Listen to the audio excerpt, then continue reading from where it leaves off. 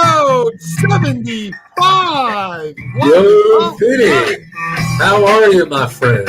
Doing well. Every time I hear 75, I think of Raiders great Howie Long. Number 75. Can you believe we're 25 episodes away from the big 100 mark? 25 from 100. We're like on our 75th anniversary. There we are. What do you get for a 75th anniversary? Rubies? Emeralds? What do you got? In podcast life, peanuts. Peanuts. For our 50th, we got sunflower seeds. We did. Great sunflower seeds. No, it's just hard to believe. Vin and Mike is on KKFI out there in Kansas City. We always like to say hello to our people in Kansas City. They had a fantastic NFL draft this past weekend. 310,000 people showed up over the 3 days. 55 million people watched it over all the networks. 12% increase in ratings from last year's draft. It's just another phenomenal event the NFL puts on. So congratulations to our fans out there in Kansas City for a great time. And it was a lot of fun watching the draft. And, of course, if you missed anything, you want to know anything more about the show, you want to buy a T-shirt, a mug, or whatever, go to our website, vinandmikepodcast.com. Check us out over there. So, all right, Mike. All right, Vin. Start with the one and only, your New York Knicks. I love when you do that. So, my heart was racing last night, as I'm sure most Knicks fans were, because it was a must-win situation. Yeah. You can't go down 0-2 against this Heat team. Now, it was going for us last night that Jimmy Butler was out. But as we know, when your star player is out, you get a little nervous. It could be a trap game. And other people step up. A lot of guys stepped up. And we look at, and I was, Gabe Vincent, by the way, man, every time he took a three, I was scared. But this team, I mean, they played us so well. And there was a stretch, Vinny, that I really thought it wasn't in the bag. I thought they were going to take it.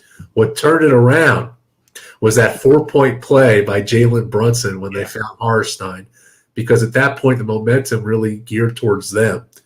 And that was a big play for the Knicks to get back into it.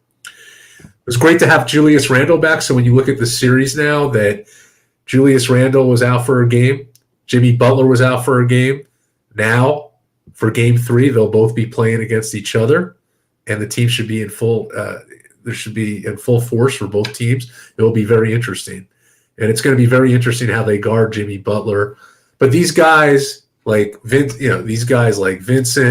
and Max Struss and Bam, Kevin Love, with him back, how's that distribution going to happen, and what are the Knicks going to do? But last night, there's a couple things I liked, and there's a couple things I didn't like.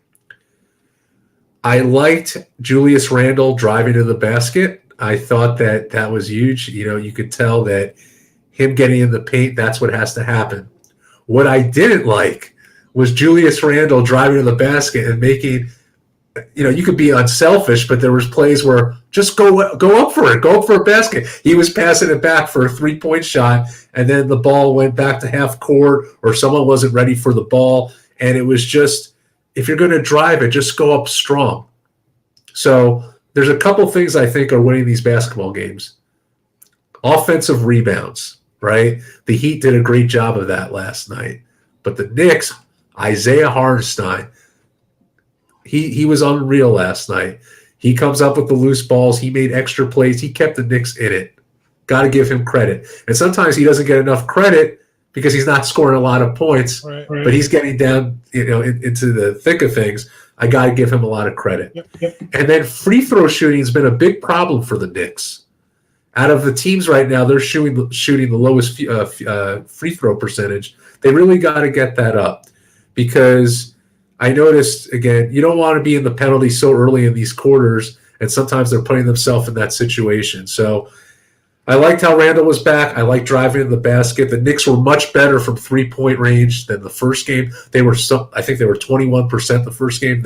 I think they doubled that. They were in the 40% range. But again, making that extra pass, driving in the basket. Stop with this isolation crap. The isolation play does not help. What's made this team so special this year is the passing, the unselfish play, and looking for that open man. And if they stick to that, I think they have a great chance, because I do think that as a team, I think we outmatch Miami. I truly do. I think it's going to be a tough series. I think it's a series that could go to 7 games, but I think it's beatable. We definitely need that extra day of rest right now, for sure. I tell you what I thought was a minor trade. Josh Hart ends up becoming like a major, right? Oh yeah. I'm getting some back feed. I don't know what I'm getting. Do you have anything on over there, YouTube or anything? No. Hold on. Are you still getting it? No, good now. All right. Okay. Yeah. I mean, I honestly, when I thought they got Josh Hart, I thought it was, just like a fill in the blank kind of trade, a guy that'll come off the bench and do little things. But he was good last night. He did all the little things, right? Rebound, made a good pass, all that stuff. I thought Jalen Brunson had a very good second half. I thought he was struggling in the first half. I was a little worried that maybe his ankle injury was more. You could tell the first half that was a big factor for him with that ankle. Yeah, you get worried, right? Like you go into halftime and you're like, oh man, this guy's hurt. We really need him. And then he had a big second half. And you could see RJ Barrett really starting to take over a little bit more. I think he kept us in the game in the first half until Randall and Brunson really got their legs on the room. I want to see this team distribute the ball more from 3-point range. It's only 4 guys that are shooting three-pointers, right, and making them, right? It's Barrett, it's Brunson, it's Randall and Hart. We need Grimes to make some 3-pointers. Yeah. We need Quickly to make some 3-pointers. If you're going to shoot them, you got to make them, especially coming off the bench and playing, in those 20-minute roles. So, to me, that's one of the things I want to see. And I want to see them start playing a little bit better, perimeter defense. I'm a little worried that, Strauss and Duncan Robinson and Gabe Vincent, and then when Butler comes back, that they'll make, they'll outshoot us in the 3-point range. And I think that was one of the reasons we lost game 1. And I don't want to see that happen, in any of the games moving forward. So those are the takeaways. I'm a little concerned on how they play it as a whole without Jimmy Butler being out there. But at the same time, a win's a win. Nobody remembers, if Jimmy Butler was playing or not, right? Yeah. No one's going to remember that the Sixers beat, Boston in game 1 without Joel Embiid in there, right? Like a win's a win, and it doesn't matter who's on the court at the time. But we need to just get a little tighter in certain areas, make plays. Hopefully Brunson and Randall will be a little healthier. Playing again on Saturday with all these days off really, give everybody enough rest. I would expect full lineups back for both teams for anybody that was questionable or out for game 2. And game 3 is going to be really exciting down there in Miami. That Miami crowd's going to be pumped up. Alonzo Mourning and Patrick Ewing are going to be fighting each other, on the sidelines. It was good to see Melo at the game last night. That was kind of cool. He was so animated, and John Starks, they were going crazy. Yeah. I mean, it brought back a lot of memories. I just wanted to say, all your points I agree with. The Knicks have to get more bench scoring if they're going to win game 3. They were not getting that. Their second unit was not coming through. No. So you're right. They were relying on Hart, Brunson, Randall, and you said the 4 Hart. Hart. RJ Barrett. And RJ Barrett was really effective in the first half, not as much as in the second half, but he's been a huge lift for the Knicks. But you're right. We're talking about, Quentin Grimes. Like we got to get them confidence, IQ quickly. Got to get them the ball. They have to be more productive if they're going to win game 3. The bench scoring, the 3-point shots Miami was getting, our defense was just not there. They were wide open. Yeah, so the Knicks have to make adjustments with that. I think, though, in a good way, as crazy as the sound, with Jimmy Butler back, I think it's going to even make the defense even tighter. It's going to be more effective for the Knicks. Yeah, I because he don't think likes to drive a lot, right? He likes to take the ball. He likes to go in there and try to make things happen. And I agree. Hopefully that'll tighten things up. And we need Mitchell Robinson to stay in the court a little bit more. And By the way, how bad is he at free throw shooting? I love watching. you know, like Thibodeau said, right? He's a fantastic offensive rebounder, maybe the best in the league. He's getting better at defensive rebounding. He's getting better at blocking shots. He's getting better at the little things, and his scoring will come along, right? I mean, that's the thing. So, if he can play D and rebound and get the ball distributed to the other guys, we don't need 8 guys to score. We need 4, maybe 5 guys. One bench guy, 3 or 4 guys starting to score when necessary. Down in crunch time, it's Brunson and Randall's team, right? We know that those are the guys that we need during crunch time, and then we just need everyone else to do those little things. So, if they're going to foul Mitchell Robinson and put him on the free throw line, it's one thing, but we just need to continue to improve in what we need people improving. We keep talking about this, Vin, but Jalen Brunson has just been tremendous. Fantastic. It's great to watch, man. It's like, it's just fantastic to watch. It's fantastic to see the Garden all hyped up, how loud it gets. All the stars that come out for these games. Aaron Rodgers with Sauce Gardner. I know that was great. That was great. It's like those little things that make you happy as a New York fan to see, local New Yorkers back in the Garden, people that like basketball, like the Knicks back in the Garden, and really excited for, where this team can go in a few weeks. I mean, it's very possible we could be game 1 on the road in Philly or Boston in a week or so, right? So awesome. let's get this game 3 first. One thing at a time. Like I said, I think it's important to get game. When we lost game 1, I think it was important for us to get game 2 and game 3, get that momentum back. At that point, game 4 becomes more of like a toss-up kind of game, especially you get game 3 and but similar to the Cavaliers series, if we could get on this run and take it in 5, that would be even better. So it's just very exciting to see where New York basketball is at this point. We wanted to win that Cavs series. We didn't think they'd move on past the next round because we thought Milwaukee would be here, which is tough. Milwaukee's not here.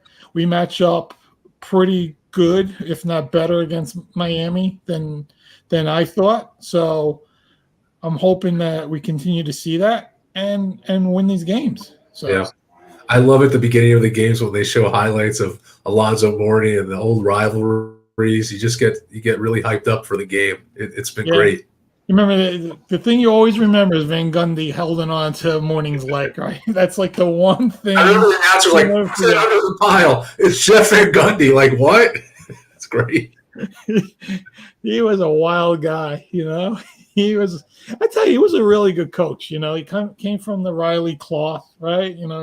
He coached very similar to how Riley did things, but he did. I think he did a really good job. A good job with a team that was aging, and I don't think he gets the credit that he deserves, Vinny, because Riley kind of had that upper echelon. He got a lot of the credit, but Jeff Van Gundy had to take over a team that was kind of aging, and people, a couple people were leaving, so he had to really make adjustments. But he did a great job. And the league changed, right? You couldn't be as aggressive in the mid-90s as you were in the late 90s, early 2000s, right? They changed a lot of the rules, so that way of playing, that real bad boys Pistons kind of way that Riley brought in with the Knicks was really gone by the time Van Gundy. They still had a little bit of that mentality. There was a lot of big matchups with Miami and the Knicks, but it was a little different. So he had to even adjust in how he was coaching, I think, as the seasons went along as well. And I think he doesn't even get a lot of credit for that as well. Yeah, I remember when the Knicks beat the Bad Boys in the first round. And the Bad Boy, that's when it really ended. It was 92, Riley's first year. They beat them in 5 games. They kind of passed the torch to the Knicks at that point. Yeah.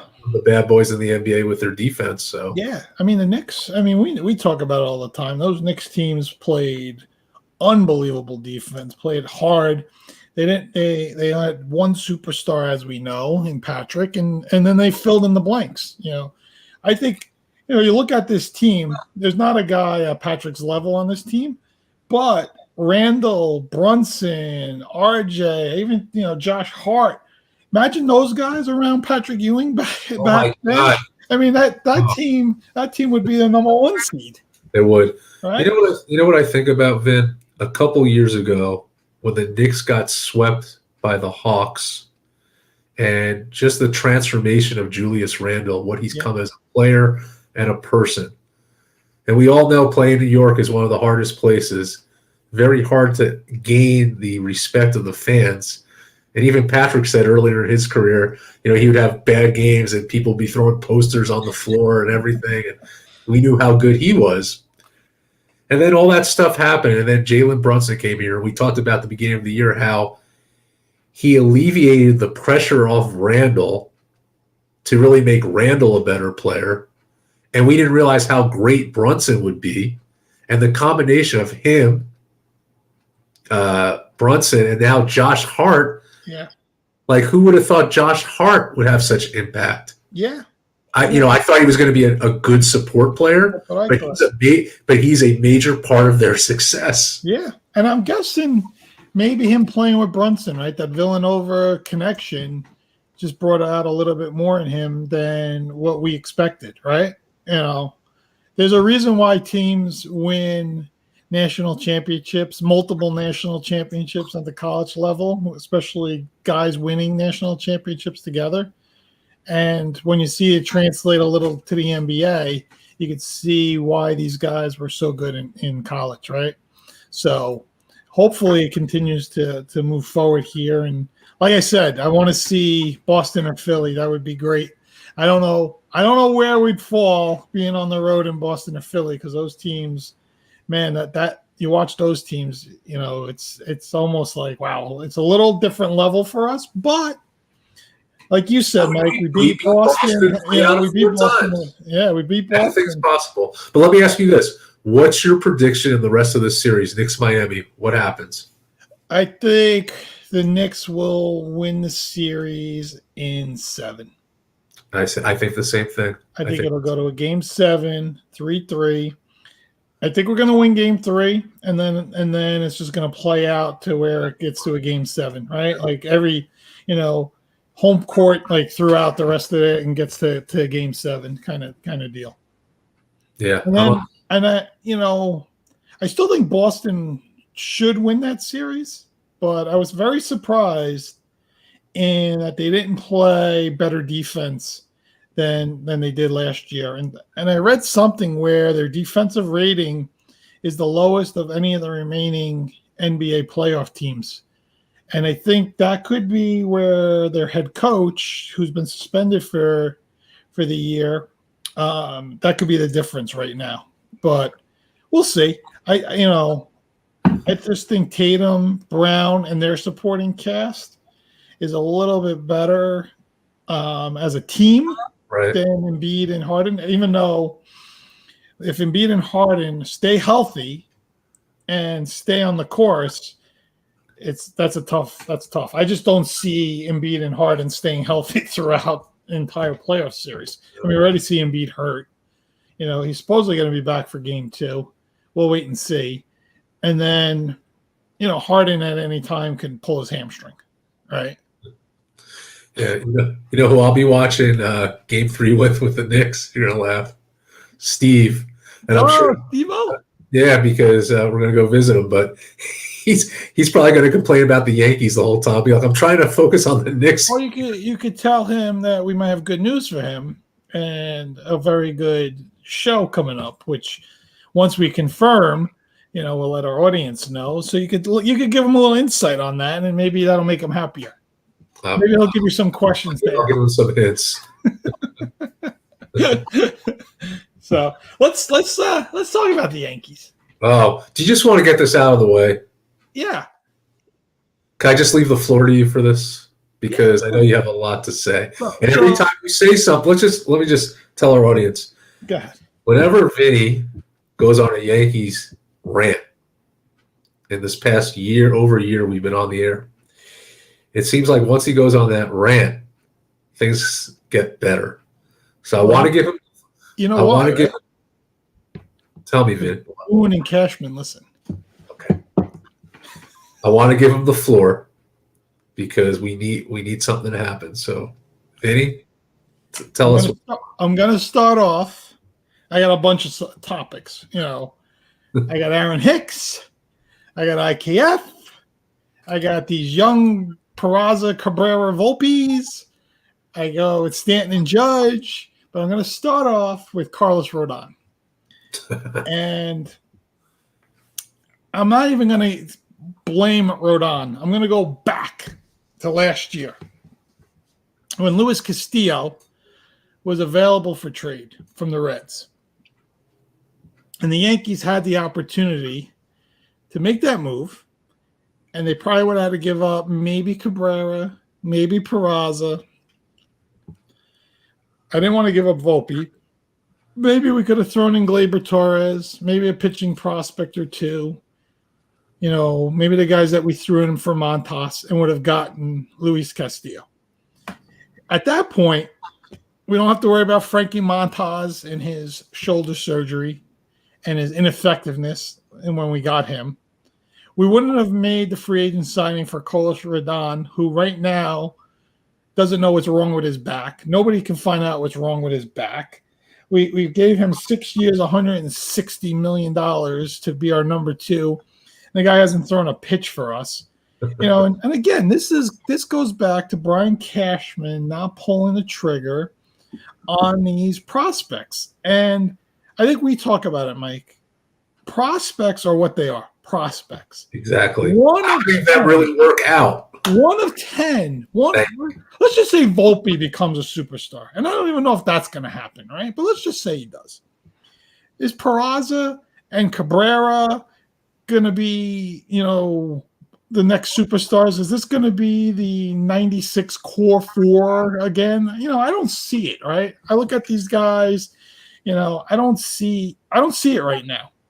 And it pisses me off that we didn't make this trade for Castillo because there's a trickle-down effect into Montas, into Rodon, into not having a number two. We could have had Cole and Castillo at the top of this rotation, and it doesn't matter if we had Cortez or Herman or Clark Schmidt. That wouldn't even matter at this point because those guys would be out there mowing everyone down and this team would be better.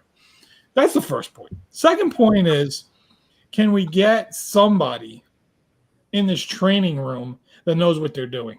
Because how Giancarlo Stanton is hurt every single year makes absolutely no sense. This is a world-class athlete. This is a guy that should be coming in there. They should be changing his diet, changing his vitamins, changing his food, changing his workout habits, changing how to stretch. Like somebody needs to figure out why this guy is continually getting hurt and fix it. And on top of that, Aaron Judge, the only 2 seasons that he had 50 and 60 runs, he was healthy. He was hurt the other, in between. And what happens? His hip is hurt. Oh, it's a minor thing. MRI shows light, it's a mild sprain. Well, 4 days later, he's on the 10-day IL. Is he gonna be back after the 10 days, or we're gonna have to wait, a month for him? They already said Stanton's out for 6 weeks. So we got, can somebody fix these 2 guys or figure out how to fix them and get these guys in shape? Luis Severino with his freaking lat again. How the same injuries, Mike? That's the problem. It's the same injuries. This guy staying with this freaking hamstring, and then what happens when these guys get hurt? We got to have Aaron Hicks playing, who at the major league level, because he's a major league player. He's not a AAA player. He's a major league player. He's probably the worst major league player in baseball. I mean, he is just terrible. And we got him for 2 more years on top of this year. I looked at it today. I had to look at it. We have him for 2 more years. And if we keep him next year, he becomes a 10-5 player, which means 10 years major league service, 5 years on one team. Yeah. You can veto any trade. So he could stay with the Yankees until his contract comes up in 2026. That's an unbelievable rule. And we have a club option on him, which we better not even look at. We better rip up the club option and just move on. Do you want Joey Gallo back? Oh, my God. This guy is worse than Gallo. You would take Gallo back. I can't take it. Josh Donaldson, he's been hurt. Who knows when he's coming back? Bader comes back yesterday. I watch him die for a play. I'm like, he's out for another 6 weeks after that. But at least he's okay. And, we need, again, we traded for Bader last year while he was still on the injured list. He comes back, looks like he's ready to play, and he gets hurt in spring training. Now he's back. We get him a month later. Is he going to last the rest of the season? I mean, we need somebody to play center field because, you look back now, Aaron Judge hurt his hip sliding maybe, but how do we know it wasn't him playing center field for all these games because we have no center fielder, So it all adds up. Finally, the bullpen and the game the other night. Boom. Yeah. And closers do well when they start an inning, right? So you bring in your closer at the top of the inning, let him get the feel for the game, and do well. So if you are going to make the move to take Herman out of that game, you had to do it in the top of the ninth, right? Right. He gets the first out, and then he gives up a little base hit. Then you take him out in a 2-0 game where the guy's thrown 88 pitches. Can we at least give him an opportunity to get another out and get another out? Like, let's put the tying run on base before we take him out. Why do we have to do that? And Clay Holmes is not the pitcher he was. I know Steve sent me us a text about him opening his hip too much. It looks like his motion is all off. His arm is dragging. Does anyone else see this? And I said, you saw it. I said, Steve, if you're seeing this, we got to hope Matt Blake sees this, right? Right. I mean, somebody's got to see what we're seeing here. So all this is going on, Mike, right? It's all going on. And what's the Yankees record? They're still above 500. It's just like who do you play next? Tampa. Tampa is Friday. Yeah, Friday. Yeah, they finish with Cleveland tonight. Off day tomorrow. Yeah. Tampa starts Friday. Thank God Oakland's after that. Oakland got 6 wins. They're lucky they're going to win 30 games this year the way they are. They're waiting to move to Vegas before they spend any money. But I don't know, man. It's just very frustrating. I know this team has got a lot of players that are on the IL, but is this, it just doesn't seem they have the right players maybe. There's not a lot of gelling here. I know Stanton and Judge back, lengthens the lineup. I don't want to take anything away from Rizzo. He's having a great year. I think LeMayo's bouncing back. Gleyber Torres bounced back a little bit. It's so early. But it's so frustrating. The injury. I'm not saying it's not. It's not even the losing. It's injury portion of it, and it's the bad calls. It is. I don't want to. We can't have Stanton and Judge out for this amount of time. Like Stanton's out for 6 weeks. Right. Judge. I mean, they need to be in the lineup. We can't have Carlos Rodon not pitch at all this year. What is up with this guy's back? Where was the medicals done on this guy before we signed him to free agency? He already had the elbow issue that he originally had when they put him on the IL in spring training. It's the same injury he had with the Giants last year. So somebody had to see something, right? On an MRA, something.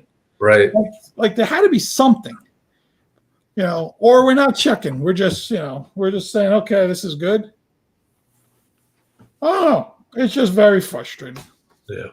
But we could turn it around.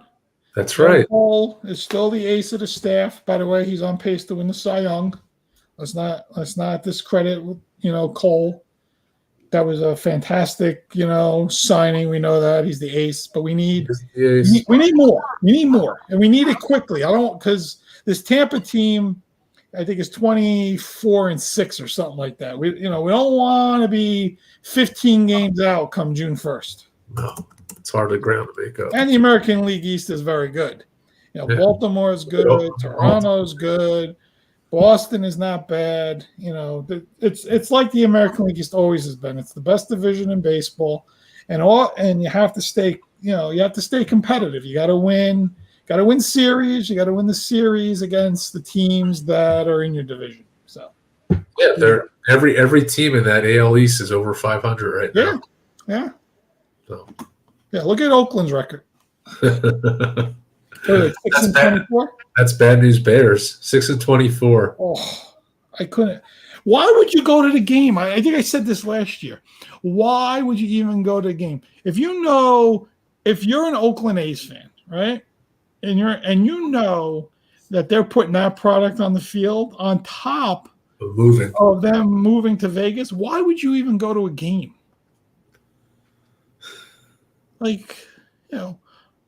Why? Would you go? Maybe Here's your choice. Ready? No, I'm not going to. No, listen. I'm going to give you a choice. Listen to your choice. I'm going to give you $100, and you can take that $100 and get box seats and sit right behind the home plate at an Oakland A's, Washington Nationals game. Okay. Or you can go to San Antonio and watch from the 50-yard line the XFL championship. Oh, man. Which one are you doing? That's I'd probably go to the XFL championship. Me too, just to go to San Antonio. Just to go to San Antonio and experience that. Think about that's pretty bad.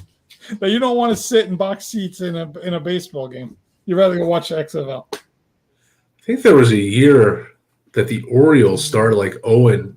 Oh yeah, 88, I think it was. I think you're right. And if I'm right, what was that record? They were I'm pretty sure Ripken and Eddie Murray were on those teams. Oh, of course they were. I think they were 0-21 to start the year. Something crazy. And you had 2 Hall of Famers in your lineup, right? Like you would think you could squeak out like an early game. Think about starting the year 0-21. You have no shot. Like your season's over. No. And that's why, baseball, you have 162 games, but that's just insane. You're not going to come back from that. Yeah, that's why with the NFL, every game is so crucial. Like you start out 0-2, you may say, honestly, it's very hard, especially now with the NFL, that most of the time you have to be over 500 to make the playoffs. Yeah. So it's just that's why it's so intense. Yeah. You have to try to win 9 games in the NFL, right? When you look at your team, you hope that they can win 9 games. And you look at the schedules and say, all right, if that's a 9-win season, I should be a wild card team. Yeah. Right? And then of course you got your elite teams that you expect to your Chiefs, your Eagles, your Bills, your Bengals, that you expect them to make the playoffs next year. And the Jets next year. Hey, listen, let me tell you, Jets can win 11 games, right? I think we haven't dug into the schedule yet. I think they come out May 11th. Right next week? May 11th. Yeah. Excited. Yeah, I know Goodell was getting they even said his first thing after the draft was getting together with his schedule guys and the guys that put all that together to make sure that that's all set and they can announce it in about 2 weeks after the draft, which May 11th would be about that, right? So that's next Thursday. I know, it's exciting. Getting back to baseball records. Yeah. the wild card definitely changed a lot of things because the Yankees of the 80s, they didn't win any championships. But I think they had one of the, if you look at all the years in the 80s, they had the best, I think one of the best records. If they had the wild card opportunity, you would have saw them, and you would have saw them a lot. Yeah. The Mattingly teams would have definitely been in a lot of that wild card spot, especially now that they expanded it. And another good point you make there is now that we have an expansion of the wild card, you see less trades happening than you used to, right? Yeah, so sure. So, June would come around and teams that were 20 games out of first place would start thinking about, making trades. But now you could be that bad in your division, but still 5 games, out of the last wild card. So why in June are you going to make that trade when you still have that opportunity? That's why I think they need to push the trade deadline a little further out, more into August than the end of July, maybe like August 15th, like an extra 15 days there, just for teams to see where they sit, a little further down, because July 31st comes, almost every team could still be in it. So it hurts not only the team that potentially might not make the playoffs, it hurts a team that's looking to add, a relief pitcher and everything. So you lose some of that excitement around trade deadline, right? That's like part of sports is those trades, that free agency, the draft, right? So you want all that in order to achieve that. Yeah. So let me ask you. Sure. Let's move on a little here. Okay. Lakers. Warriors. I know you said to me before we came on the air, you're a little shocked in the Lakers winning game 1 in Golden State. I was, but maybe I think Golden State was tired. I mean, listen, how about Anthony Davis, man? 30 points, 23 rebounds. I mean, I thought honestly, Golden State being home, they came off that, and we talked about this with Sacramento, and we called it. And who said we're going to? It all had to do with playoff experience. That game 7 was in Sacramento, but you saw a team with playoff experience winning versus a team that did not have that. And I really thought that was going to carry over to game 1, the way they played. Let me ask you, before you continue, were you surprised at the analysts saying that Steph's game 7 has put him on a Magic Johnson level? Do you think it's a little too much to say Magic Johnson? I think it was a little premature, and by saying that, it puts added pressure on Steph, right? To say that, it's an honor, right? But now, when you say something like that, there's so much pressure on you to perform like that every game, and he didn't have that kind of game this time, right? No. He's not going to have that every time.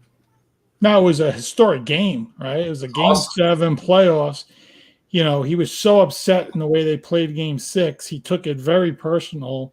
Draymond Green said he was texting him at 4 a.m. at how upset he was about everything, and gave like this massive locker room speech and everything, and really showed why he's one of the top players in the history of the NBA, and probably a guy that's transformed the game, right? Like the 3-pointer wasn't taken the way it's taken now before him. The way he shoots it from way out there. And we talked about legacy, Vinny, that what I love about Steph Curry was you had a Warriors team a few years back that won 15, 16 games. A lot of these players try to opt out, get out of it, try to go to a different team, try to go to a super team.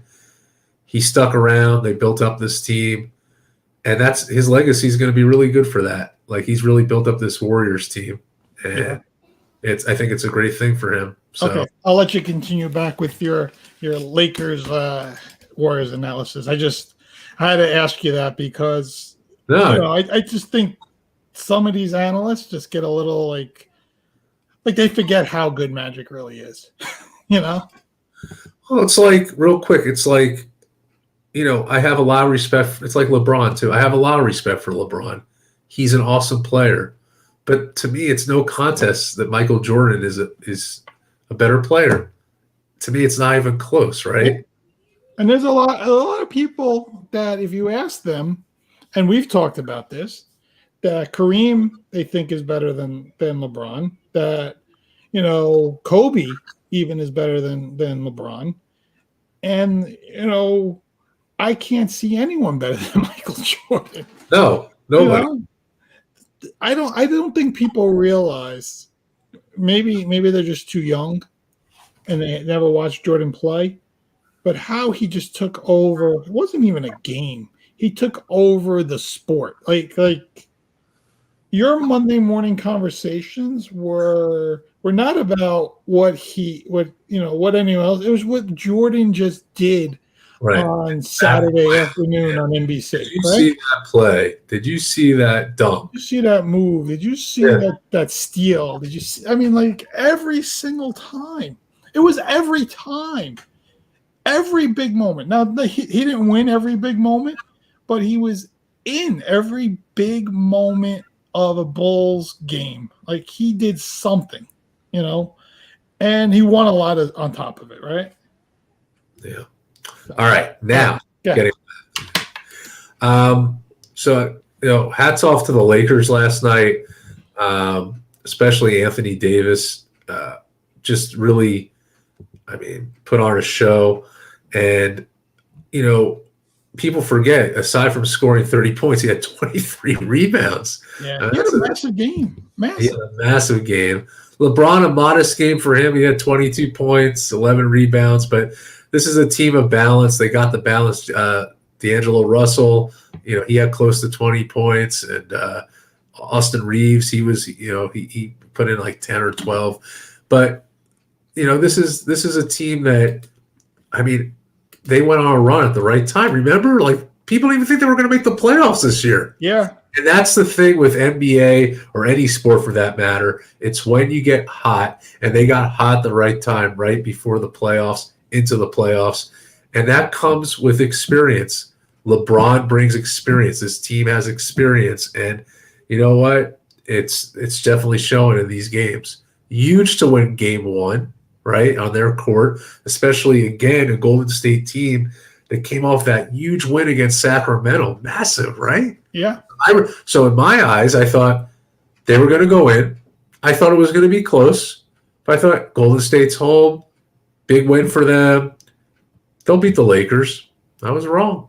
Yeah, I agree. I didn't think the Lakers would go into Golden State and win game one. And I think that's a huge win for them in terms of how Golden State hasn't been good on the road this whole season.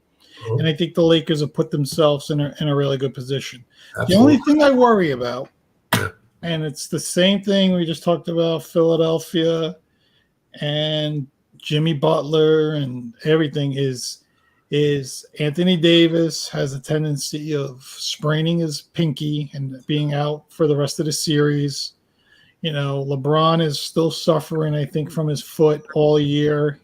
He's got 20 years of NBA play on his knees and his ankles, and all those years of playing in the playoffs and the Olympics and all that. They're up there. Not that Anthony Davis is up there in age, but his body, on a basketball sense, is old, and LeBron's is like ancient, right? So that's my only fear. But at the same time, you worry about Curry. He's noted to have little injuries. Clay is, not the same anymore. He had multiple leg injuries. Draymond Green might kick somebody in the head and get suspended. So you always worry about that. So maybe Wiggins has to, step up in this series. Somebody else, to help Steph. Maybe Clay can come on. I still like Jordan Poole a lot. So I just think the Lakers put themselves in a really good spot winning game one. Yeah.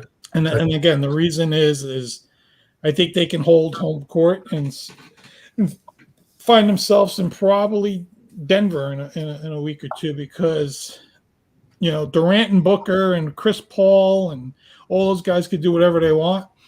But Joker and Jamal Murray have just taken over. More the big Joker there, Jokic has just shown like how good he is.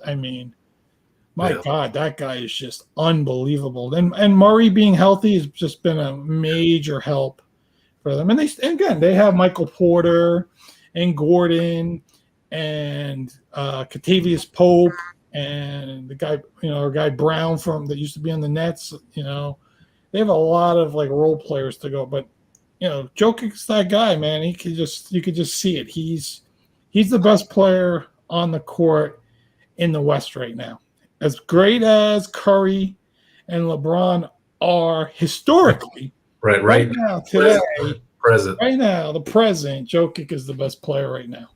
Yeah. I can't say he's better than Embiid because Embiid won the MVP, so you got to give Embiid his credit. But in the West, Jokic's the guy. And you can see Durant, he's not the same player he was a couple of years ago. He didn't have a great game too. I think he was 10 for 27 or something like that. So wasn't his kind of game, so I think that plays into it as well. I don't want to piss off our Mets fans. They won game 1 today of a doubleheader. Scherzer's back for game 2, so he's off of his sticky suspension. Yeah. And Verlander, I think, is starting tomorrow. I think that's right. Yeah. Verlander will be back this week. So Scherzer and Verlander are back. Mets are in really the same position the Yankees are. Very similar. 14, 16, 15, something like that. But they're getting their 2 big guns back. And let's see if they get on a little run. I like the way Lindor's playing. Alonso, I think, has 2 wins already. Yep. It seems like every time I turn around, he hits a home run. So I don't want to discredit the Mets. Off to a little slow start. Their bullpen's a little shaky. Back of the rotation's a little shaky. Make those adjustments. But the big guys are coming back, and we'll see what happens. You want to talk how you feel about those Boston Bruins losing game 1? I mean, series 1, game 7. I spoke to a couple people in Boston. It's probably one of the biggest collapses. I mean, I know we don't follow the Bruins, but how crazy is it that the NHL number 1 seed loses, NBA number 1 seed loses, and again, it just shows. Well, like I tell you, the all-time greatest regular season records in all 4 major sports, they've never won a championship. The 73-win Warriors, no championship. The 16-0 Patriots, no championship. The 116-win Mariners, no championship. And now the 65-win Bruins, no championship. And probably the Bruins, the worst of them all, because they lost in round 1. Everyone else got a little further, if not to the finals, to the Super Bowl, to the championship, to the World Series, whatever you want to call it. Well, the Mariners didn't. They ran into the Yankees. But at the end of the day, this is like historic. Historic. Because they lost, they lose 9 games all year? Whatever. I mean, and they had to lose. They lost 4 in a series.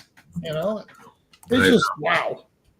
Couldn't believe. I didn't think they would lose. I really thought they were going to go to the Cup and win the Cup. I really did. So. It's crazy. All right. Crazy. How you feeling about your Jets after the draft? You feeling good? Listen, I'm on a high right now. What kind of high? A good high, Vin. No. I see you jump up and down. No, I want to fast forward like to football season. I know, we always do. We love talking. We love talking all everything football, betting, fantasy. I had a very long conversation last night with our good friend, the Guru Anthony. He's just excited about his Bears in the next 2 years. He thinks they are in a good position to make some noise in the next 2 years, but he's more excited about drafting fantasy. We were talking about our number 1 picks, and he says, well, I can't tell you because we're in the same league together. I go, It's the number 1 pick. If you got the number 1 pick, who cares if you tell me or not? You're going to pick the guy. Just tell me who you think is the number 1 pick. He said Justin Jefferson in his mind. I still think it's Christian McCaffrey from a fantasy perspective. But that was that's how excited you get after the NFL draft. The other thing he told me, and I didn't know this. So he's old enough where he's watched every single televised draft on ESPN. Wow. 1980. He was a kid in 1980, but he skipped school. So here's the crazy thing. He skipped school for the first draft. Why? Because they drafted on a Tuesday morning in New York City. Oh, my God. The first televised draft was a Tuesday morning in New York City, and he skipped school to watch it. What a guy. But he hasn't missed a draft in 43 years. That's awesome. Isn't that crazy? I love that stat. I mean, and he never physically went to any of them. As much as they were in New York all those years and everything, he never physically went to a draft. But that was our conversation yesterday, because the reason I really reached out to him is what we're going to talk about now. Can I just say one thing about the Jets real quick? Go ahead. Thank you. Let me say I got excited. I'm looking at the clock, So a lot of people were kind of in between the Will McDonald pick and what are you going to do? You had the 13th pick. You had a sacrifice for Rodgers. You went to 15th. I think it was a pick that ideally you wanted a center, and that's what you got in the second round with Joe Tippmann. He has great size and mobility, and I think that, oh man, if we get a healthy Breece Hall, and then you got Rodgers and this great receiving core, this team is stacked. I mean, it's just going to be exciting. So, I think it's really good in the draft, personally. Right now, the over/under for the Jets is 9.5, and I'm going over for sure. Yeah, I think, like I said, if you look at last year and the games they lost based on quarterback play, and if Rodgers was there and all that stuff, I think they win 10 or 11 games last year. Yeah. So again, I'll wait and see what the schedule looks like, and we'll do like we did last year, where we'll just go through the schedules and see, wins and losses and add it up like we did. I think we had the Giants a little over, not as over as they were. Yeah. I think we had the Jets a little over, and I think they just got over, right? I think they were right. I think they were like a half over or a game over, something like that. So that's that. Now for our final topic. Okay, so last year when me and Mike did our Kentucky Derby picks, we did a separate show. We taped it, and then we put it out, I think, on Friday before the Derby. So this year we decided not to do that. A couple of reasons is, one, we think it should be part of the full show, and just another segment. And last year we're feeling out our audience and all that stuff. So learn and live with a certain thing. But the other reason is we didn't even talk about Rich Strike last year. We didn't even have him anywhere. No. I don't think he got into. I don't even think he got entered until Friday anyway. So it didn't even really matter. But I'm hoping, Mike, that you wrote down the three alternates for you to talk about all three of them, because I know you did deep analysis on all of them. So I hope you looked at those three alternative guys there that are, in case there's a scratch, and you can give us a 50-1 shot for one of those three. I looked at them, but no, I didn't touch them. I didn't look at them either. All right. So I didn't talk about this before, who we like. So right. I'm very curious if we're on the same page. So yeah. So I wrote down 5 horses. Okay. For all various reasons. Okay. So all that stuff. I don't know if you want me to start. You want to go one by one? One by one. You start. Right. Go ahead. I'm gonna give you, a horse that you have to throw in no matter what. Win, place, show, superfectors, trifectors. We're both going to talk about him. He's the favorite right now. He's a Pletcher horse, the Florida Derby winner, which is a Grade 1 stake, race. Forte from the 15. I think it's a no-brainer to throw him in all your exotics, to throw him in everything. Would I bet him to win? Probably not, because he's 3-1. He'd probably go off 5-1 when it's all said and done, because as you know, the win percentage goes up. And again, 5-1 is never bad for a favorite in this race. This is the best. By the way, if you don't like to bet let me put it this way. If you like to bet just once in a while or just once a year, this is the best event to bet. And I'll tell you why. Mike knows why. There's 20 horses. That's it. And there's so many different things you can do. Trifectas, superfectas. I think you can even pick 5 now, right? Like you can pick 5. You can do all kinds of exactas. You can do wheels and all this. But ultimately, if you pick 3 horses, even if you pick the 3 favorites, and they come in 1, 2, and 3, you're still a trifecta, a $2 bet parlay, give you a few $100, right? Exactly. Yeah. Yeah. All right. So I think Forte, Florida Derby. I know you probably have him on your list, so you could cross him off. Yeah, he's number 15. Just get him out of the way. I think if you like me and Mike like to do, we like trifectas, we like superfectas. So he's a guy. We like to do boxes too. So again, I think Mike explained what a box is. If you don't know what it is, message us. We're not going to sit here for 10 minutes to explain it. No, we got to move quick. We're running on time. So Forte, Florida Derby, Pletcher horse. Okay, go ahead. My next horse is the number 5 horse, Tappet Trice. Yep. Another Pletcher horse. He was the second horse from the Pletcher barn in the Derby field. Now, keep in mind, he won his last 4 races, including the Tampa Bay Derby and the Bluegrass with closing trips. So we got to put him, if not even in the win category, in the exotic. So the number 5 horse, I'm putting him with the 14. And I just really want to like about him. The horse is 1, 2, 4 on the inside. All have speed, and he's a closer. You might have these horses jet in front of him, and he can just slide in a nice trip there right behind him and then poke his head out at the end. So he's a nice horse there. All right. Got to go with Angel of Empire, 8-1, Arkansas Derby winner, the 14 horse. I like where he's starting. I like that he won the Arkansas Derby, another big stake. Very well-bred horse. Starting in a good position with Forte. I think they both could get themselves in a situation together where you could see them both coming along together, 14 and 15. And you can have where 14, 15, and 5 all are coming across the line, maybe in a three-headed race there at the end. So Angel of Empire, the 14. Okay. My next horse is the 11 horse.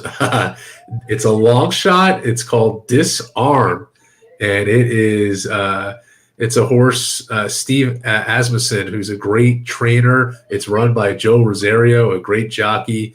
It ran second in the Louisiana Derby. He then sent Disarm, this horse, to Lexington in need of at least third-place finish, and he got that, and he's just running well right now. We really think he can go the Derby distance. So this is my long shot horse, 30-1. I think that he's going to be a factor. I'm putting him in. All right. I'm going to give you a horse that I think right now is 10-1. Okay. He's from Tim Yaktini's barn. It's Japanese horse, yes. We know Tim Yaktini's got a lot of good horses in his barn. I think he's got a lot of horses in this race. So I like this horse because he won the Santa Anita Derby at 10-1, starting in a good spot, the 10 hole. I think, sometimes that's a good spot to be in. That'll be practical move. He's in a really good position here. I like the way that he ran the Santa Anita in his last race. So I'm going to put in the 10 practical move as one of the horses in my exotics. Yeah. All right. And then for me, a horse called Confidence Game, and Confidence Game was third in the. He went in third his last race. on a sloppy track at 18-1. So that's the thing. You have to really research what the track's going to look like. But I think this is it's not easy to prep for a 10 furlong race, but this guy has what it takes. I read about him, so I'm putting in the exotics number 4. All right, my last horse. This is my last one. I like Mage. This will be Mage's 4th start. It's an 8 horse, driven by Javier Castellano. Great jockey. One of my favorite jockeys. Great jockey. The last 2 races for this horse, he went against Forte and had some bad trips, right? Yeah. Didn't really get away and everything. I think if they can put this horse in a good position, get a good trip, 15-1 right now, I think this is the kind of horse that when you're looking at a long shot to win, it's got some speed. 4th race, only getting stronger. You know how these 3-year-olds sometimes get as the season goes along. Could be coming into his own right here in May. I hope that he goes off about 30-1 by the time we get around to things, and I throw him in my superfecta box with all these other horses, and then we'll see what happens. But that's the other one. Mage, 15-1, the 8 horse. Anything else you got? There was one. I mean, we can't take everyone, but here. Hey, listen, I'm talking superfecta boxes here. Okay, here. I had. You have anyone else? I think I had 4. I had the 15. Yeah. Like what we have, I had the 14, 17, 11, 4. Oh, wait, hold on. Yeah, the 17. The number 3 horse called Two Phils, 12-1. The 2 Phils. The Two Phils has the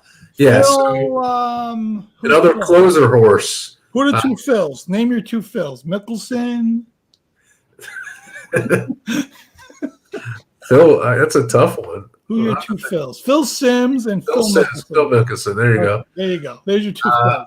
Ran 6 tracks with 3 stakes victories, including the recent win on the Derby Trail.